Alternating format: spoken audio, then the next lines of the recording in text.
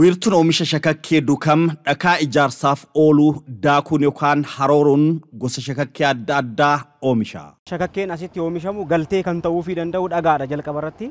Kireeshara lama qabna. Kireeshara lamaan kanaaf galtee dhagaa kan ta'u kwaarii ni qabna.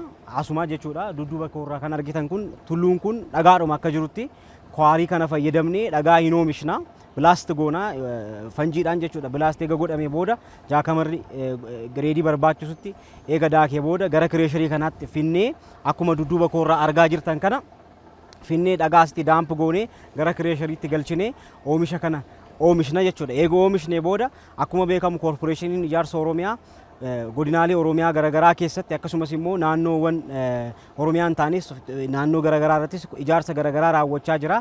Asiitii ajaja nuu kennamu irratti hundoofne hanqinni shakakkee akka hin uumamne piroojeektoonni sababa hanqina shakakkeetiin akka hin dhaabbannee fi kallattii Oromiyaa irratti koorporeeshiniin kun itti gaafatamummaa fudhatee bahaa jiru saffisiisuu haala danda'uun galtee cimaa ta'ee hojjetaa jira jechuudha. Maashinni shakakkee oomishuu akaakuu ijaarsaa barbaadamu giddugaleessa godhachuun gosa gargaraatti harooree baasa. Kireeshara gosa lama qabna. Kireesharri gosi lamaanuu hin hojjeta. Akkuma ilaaltan kana qulqullinaan hojjechaa jirra.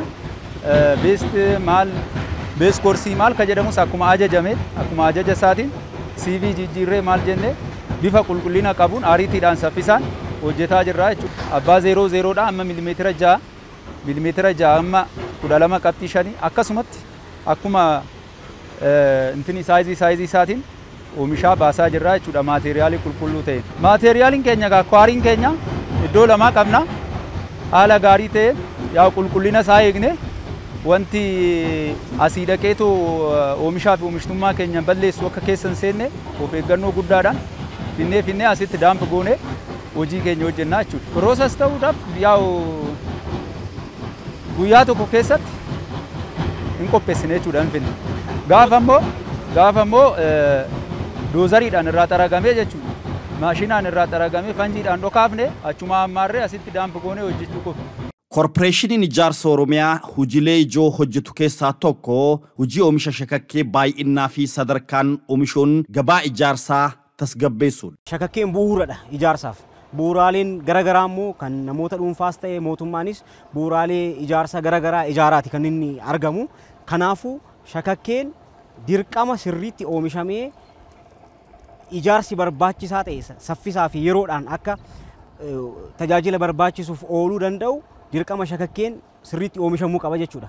Kanaaf immoo oomisha kanaaf sirriitti saffisanii baay'inaan kwaalitiidhaan oomishuudhaaf akkuma beekamu Oromiyaan albuuda garaagaraatiin kan badhaatedha. Maashinoota ammayyaawaa ta'an dabalanii yeroo dheeressanii hojjechuudhaan maaliif maashinii kana akka konkolaataa saffisiisuun hin danda'amu. Akkuma aguma daakuu danda'udha. Kanaafuu sa'aatii hojii dabalanii hojjechuudhaan shiftiidhaan hojjechuudhaan oomisha garaagaraa iddoo albuudaawwan kun Oromiyaa keessa jiran mara laaluudhaan maashinoota barbaachisan bakka sana dhaabuudhaan galtee kana hanqina tokko malee oomishuun barbaachisaadha. Dargaggoo Fullaasaa Taammanaa wiirtuu oomisha shakakkee dukam keessatti carraa hojii argatee hojjechaa jira. Hoosisiin kun egaa amman argetti carraa hojii uumuu baay'ee qaba hojjetaaf jechuudha. Hojii dhabeeyyii baay'ee of keessatti qabatee jira. Waajjirri kun baay'ee hojjetaa hojii dhabeeyyii barattoota jiran hundumayyuu haala danda'ame keessatti kan tajaajilaa jirudha jechuudha. Hojiin isaas immoo baay'ee kan namatti tolu, uummata isaas immoo haala gaariin kan qabachuu danda'udha. Keessatti ogummaa baay'ee baranna. Kireeshara kanarrattis waan hojjetamu hundumayyuu haala gaariin barachaa deemna. Bakka maashinas keessa jiru hundumayyuu warri opereetara ta'anii tajaajalanis haala gaariitiin nu agarsiisaa jiru. Akka jiraataan naannoo Ashannaa fi Maammoo nutti himetti wiirtuun oomisha shakakkee dukam hawaasa naannootiin waldeeggaree hojjechuu irratti argama. Waajjirri kun asitti dhaabbatee naannoodhaaf bishaan nu galcheera. Bakka bishaan hin geenyes immoo bishaan qotee bulaa naannoo kanaatti bishaan hin kenna. Ibsaalleen bakka dhiyoo kennaera. Waa baay'ee nu godhaa jechuudha. Hojii naannoo waan ta'eef naannoo kanas hin fayyadna. Kaayyoon mootummaa naannoo Oromiyaas uummata naannoo sana fayyadus waan ta'eef naannoo kana hojjettoonni gara 24 jira jiraata naannoo kana jechaadha. Namoota 150 bishaan naannoo kana fayyadamaa jira. Shakakkeen dhakaa dansarraa harooramee yookaan daakamee qophaa'u sadarkaa fi hanga itti qopheeffamu qaba. Ergan gibbii kana seenee ogummaa baay'een baradheecha. Wantoota argeen beeknin arge, wantoota shaakaleen beeknin shaakale, wanta nan argeen beeknin argee jecha. Kanaaf Oromiyaan baay'ee bal'oodha. Hojiin ishiis immoo baay'ee bal'oodha. Oromiyaa keessatti iddoo inni jirutti ittiin ga'uuf tattaaffii guddaa qabna. Baay'ee jabaachaa irra. Shakakkeen akkuma argitan kun teekstirii garaagaraa qaba. Teekstiriin kun bifa angulaar ta'e yookaan immoo konkiriitii ittiin hojjetama waan ta'eef bifa angulaar ta'een sirriitti istireengizii qabaachuu qaba. Saawundinas wanti jedhamu illee hin jira. Invaayiroomentii garaagaraa keessatti haala ittiin inni darbuu danda'u jechuudha. Saawundinasiinsaa akkasumas immoo jabina illee qabaachuu qaba. Invaayiroomentii garaagaraa reezist gochuudhaaf kwaalitiinsaa baay'ee murteessaadha. Kanaafuu kwaalitiidhaan dhagaan kwaalitii qabu filatamuu qaba. Oomishni qulqullinaan oomishamuu qaba. Akkuma argaa jirtan galteen gubbaa sanarraa hin gala dhagaan guutummaan guututti kaarraa dhufe hin gala. Eega galee booda CV garaagaraatu jira. Gara CV sanatti dhufuudhaan dura hin calleessa maashinni keenya. Calleessee dhagaa saayizii barbaachisutti eega baasee booda wanta immoo akka balfa ta'e yookaan immoo qulqullina dhoowwuu danda'u biyyoo wanni garaagaraa itti makameera taanaan isa qobaatti kan baasu hin jira. Akkasumas immoo galteewwan kun akkuma argitan saayizii garaagaraatiin kan oomishaman. Fakkeenyaaf abbaa duwwaa barmaatiileedhaan abbaa duwwaa kan jedhamu hin jira yookaan immoo duwwaadhaa hanga miilimeetira 6 kan ta'u hin oomishama. Inni kun most probably cirracha lagarraa ba'ullee bakka bu'uu kan danda'udha galtee konistirakshinii keessatti jechuudha. Akkasumas immoo miilimeetira 6 hanga miilimeetira 12 illee kan oomishamu hin jira. Abbaa duwwaa tokko jedhama. Innis oomisha bilookeettii garaagaraatiif illee kan gargaarudha jechuudha. Akkasumas immoo abbaa 12 hanga 25 kan jedhus immoo hin jira. Inni immoo konkiriitiidhaaf kan gargaarudha. Wiirtuleen oomisha shakakkee hojiilee damee ijaarsa koorporeeshinii ijaarsa Oromiyaa kamiifuu sutaa ta'uun tin'isu irratti argamu. Gara fuulduraa kan yaadamaa jiru shakakkee qofa oomishuu odoo hin ta'in konkiriitii oomishuudha. Konkiriitii amma yoo ilaaltanii jiraattan galaan irratti lafti qophaa'ee jira. Maashinii bituudhaaf karoora bara dhufuu keessa jira waan ta'eef achitti shakakkeen kun oomishameet fe'ameet galaan irratti warshaa konkiriitii bukeessu achitti dhaabbateeti gara fuulduraa konkiriitii kana OCC'n akka itti gargaaramu gurgurtaa alaatiifis akkasitti qophiirra jira. Kanaaf akka waliigalaatti kan Dukem qofa odoo hin ta'in iddoo baay'eedha amma kan shakakkee yookiin immoo giraaviliin kun oomishamaa jiru naannoo kireeshara 9tu jira akka OCC'tti kan nuti kan qabnu. Kanaaf qophiin jiru hojii OCC galmaan ga'uu keessatti dorgomaa taasisuu keessatti hojiin oomisha galtee ijaarsaa kunniin jiraachuu kan qabu waan ta'eef kunis tokko waan ta'eef isarratti xiyyeeffatamee hojjetaa jira. Koorporeeshiniin ijaarsa Oromiyaa furmaata hunda galeessaaf dhaadannaa jedhu dhaammatee piroojeektii ijaaraa jiru hordofuu fi to'atuuf haala mijataa tolchee jira. Kana keessaa tokko wiirtuu garaajii Finfinneetiif maastar pilaanii sadarkaa olaanaatti yaadamu qopheessuudha. Wiirtuun garaajii Finfinnee garaajota OCC'n qabu garaajota 3 gurguddaa keessaa isa tokkodha. Wiirtuun kun suphaa konkolaataa xiqqaa akka gaggeessu ta'eet kan ijaaramedha. Suphaa konkolaataa xiqqaa yoo gaggeessu kan immoo of jalatti kutaalee 4 qaba. Kutaalee 4 kana keessaa inni tokko kutaa amma na duubatti mul'atu kun kutaa makaanikaati. Suphaa makaanikaal wanta ta'e hunda ka suphuudha. Ittaanee kutaa motoraa qabna. Engine and component kutaa jedhamu qabna. Kutaa san keessatti immoo motora adda addaa transmission gearbox wanta jedhu kana jechaadha. Inni kun suphaa qaama fi welding jedhameetu kan beekamudha. Konkolaattota balaa adda addaa irra qaqqabe kan suphuu fi hojiitti ka deebisuudha. Inni afraffaan kutaalee hundaafuu tajaajila akka kennutti kan qindaa'eetu hundaa'e kutaa elektirikiiti. Kutaan elektirikii kun electrical and electronics wanta jedhaman kana kan suphee baasu jechaadha. Gaaraajiin kun akkaataa kanaan yommuu hojjetu akka waliigalaatti hojjetaa 86 of jala of keessaa qaba. Hojjetaa 86 kana keessaa hojjetaan 65 hojii teeknikaa kan hojjetudha. Kan hafe gara hojjetaa 21 ka ta'u hojjetaa deeggarsaati jechuudha. Wiirtuun garaajii Finfinnee waggoottan duraa hundaa'ee dhaabbilee adda addaatiin bulaa ture. Wiirtuun kun koorporeeshinii ijaarsa Oromiyaa jalatti hammatamuun riiformii keessa erga galee booda adeemsa hojii dur ture fooyyessuun konkolaattota hojiin ittiin adeemsifaman suphuun hojiin ijaarsa piroojektota akka hin harkifanne gochaa jira. Kanaan dura hojii service amma jennu kana suphaa PMB preventive maintenance jedhama. Boolla takkaan hojjechaa turre. Boolla takkaan hojjennu namni waleegeet konkolaataan odoo jiru fedhiin odoo jiru waleegeet hojjechaa ture jechaadha. Amma erga sana maashina barbadaayitoo akkasumaan cabee lafa miidhadhaan taa'u tokko hojiitti akka dhufu akka deebi'u goonee bara dheeraa lafa taa'ee hojiitti akka deebi'u goonee anamma na duubatti konkolaataan irratti fannifamee too agartan kana hojiitti deebisuudhaan tokko boolli lama akka dabalamu goonee amma yeroo tokkotti konkolaataa 4 suphutti deebi'eetu jira jechaadha. Waajjirri kun yookaan immoo koorporeeshiniin kun filiitii guddaa qaba. Filiitii guddaan kun yoo oomisha baay'isneetu deeggaruu dandeenya malee utubuu hin dandeenyu waan ta'eef akkanatti babal'isuun kun ammas illee kan itti fufu ta'ee amma guyyaatti konkolaataa 20 hanga 25tti akka suphunutti geenye jirra jechaadha. So amma konkolaataan dhufeetoo hanqina iddootiin akka hin dhaabbanne gochuudhaaf hojjetamaa jira. Koorporeeshiniin ijaarsa Oromiyaa biyya keessatti bu'uuraalee misoomaa fi piroojektota adda addaa bal'inaan ijaaruun bara faranjoota 2030tti baha Afrikaatti dursuuf hojjechaa jira.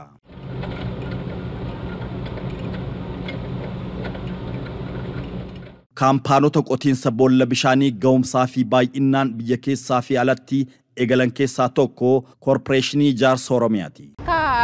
Dipaartimentii qotiinsaa fi haaromsa boolla bishaaniitti gaheen dipaartimentii keenya inni guddaan isaa kontiraatota qoratamanii dhufan kana qotiinsa isaa raawwatanii misooma boolla sanaas gaggeessanii hamma bishaan sanaa pump test hojjetaniitiin abbaa piroojeektii sanaaf dabarsuudha jechuudha. Isa kanaan wal qabatee koorporeeshiniin keenya hidhannoowwan hedduu kan qabudha. Riigoota 19 meetira 800 fi hanga meetira 800tti qotuu danda'an 3 fi hanga 600tti qotuu danda'an 2 akkasumas riigoonni hafan hanga meetira 500 fi sanaa gaditti warra qotuu danda'an illee kan qabnudha.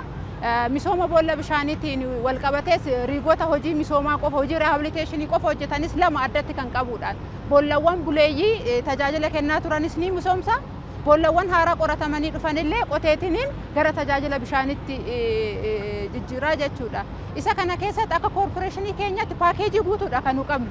Kireenota naannoo kireenii 11, kompireesaroota 12, jenereetaroota 12, paampota naannoo 10 oliidha. Paampii keessattuu paampiiwwan gurguddaa hanga liitira 100 fi 11 liitira per sekondii kennuu danda'anillee ni qabna jechuudha. Piroojeektiin qotiinsa boollaa Hajjaambaa piroojektota koorporeeshiniin ijaarsa Oromiyaa hojjetu keessaa tokko ta'ee abbummaa magaalaa Shaggariin hojjetamaa jira. Boolla gadi fagoodha. Taarget deebziin boolli kun itti qotuudhaaf karoorfanne meetira 500. Yeroo ammaan kana meetira 120 irra geenye jirra. Kanaan dura chaalenjii baay'ee keessatti dabarsinee turre gara bultii 50 geenye egaa piroojeektii kana jalqabne. Amma haala gaariidhaan sirraa'ee jira. Chaalenjiiwwan dura kanaan dura nu qunnamaa turan keessallee dabarree jira waan ta'eef. Olmoos sadarkaa gaariidha jedhamurra jira. Kanaan booddee yeroo turtii ji'a tokkoo fi walakkaa keessatti piroojeektiin kun qotiinsitaatii fi konistiraakshiniin boollichaa ni xumurama jennee yaadna.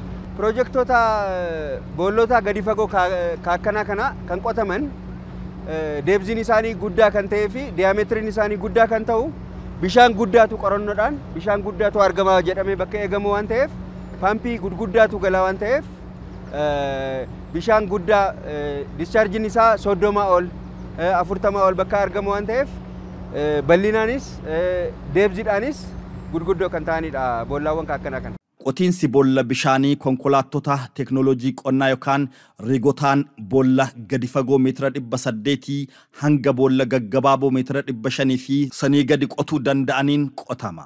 Maashinii 20 qabna kan qotiinsa boolla bishaanii qotuu danda'an. Isaan kunniin humna adda addaa qabu. Hanga meetira 800 qotuu kan danda'an maashinoota 3 qabna jechuudha. Hanga meetira 600 kan qotan ammoo maashina 2 qabna.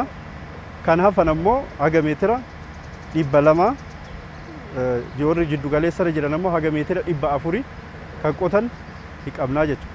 OCC'n maashinoota qotiinsa boolla bishaanii amma qabu kanaan boolla gaggabaaboo irraa hanga boolla gadi fagoodha haga meetira 800 qotuu danda'an kan teekinooloojii gahaa horata hidhatan qabaa jechuudha. Kanneen kan mala qotiinsaa mud system, DTH, air rotary, reverse circulation jedhamu jira. Maashinoonni gurguddaan qabnu kunniin haga meetira 800 qotan kun mala qotiinsaa hundaayyuu qaban. Mud drilling, air rotary, DTH and reverse circulation ka jedhamu mala kanneen hundaayyuu akkaatuma complexity drillingiin nuqunnamuun mala qotiinsaa kana itti jijjiiraat taargeetii deebzii jedhame san haga san qochisiisuu nu danda'an maashinoota gurguddaa qabna. Kuuwwan illee akkasuma mala qotiinsaa mud system, air rotary, DTH jedhamuun hidhannoo guutuu kan qabanii jechuudha. Akkuma addunyaatti amma yeroo ground water potentialiin baay'ee gadi bu'aa deemuu fi diyameetiriin boollaallee baay'ee gadi fagaataa jiru kanatti teekinooloojii kana wajjin kan deemuu danda'u hidhannoowwan riigootaa gurguddoo qabna nuti. Riigoota abbaa 800 qotuu danda'an 3 qabna. Isa kana keessatti akka biyya keenyatti immoo haalli teessuma biyya keenyallee ground watering illee baay'ee gadi fagoo fi dimaandiin biyyi keenya barbaadullee baay'ee gurguddaa waan ta'eef isa kana keessatti hirmaannee hojjetaatii jirra. Fakkeenyaaf hanga ammaatitti boollonni qonna keessaa meetira 600 kan ta'an naannoo Itaayyaa irratti asuma gadaa economic zone irratti illee meetira 600 hojjennee jira. Naannoo meetira 500 kan ta'an illee boolla 6 hojjechuu dandeenyee jirra.